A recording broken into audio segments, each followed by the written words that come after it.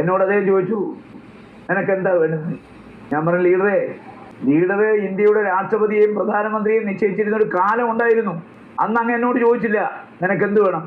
ചോദിച്ചാൽ ഞാൻ പറയും എനിക്കിന്നത് വേണം, അപ്പം ലീഡർക്ക് തരാൻ പറ്റും.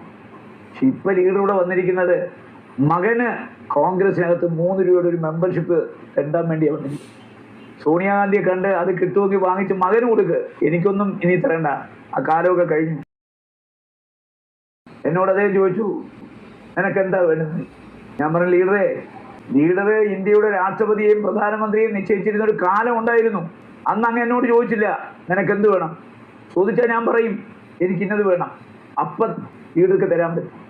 പക്ഷെ ഇപ്പം ലീഡർ വന്നിരിക്കുന്നത് മകന് കോൺഗ്രസിനകത്ത് 3 രൂപയുടെ ഒരു മെമ്പർഷിപ്പ് തെണ്ടാൻ വേണ്ടിയാണ് വന്നിരിക്കുന്നത്. സോണിയാഗാന്ധിയെ കണ്ട് അത് കിട്ടുമെങ്കിൽ വാങ്ങിച്ച് മകന് കൊടുക്ക്, എനിക്കൊന്നും ഇനി തരണ്ട, ആ കാലമൊക്കെ കഴിഞ്ഞു.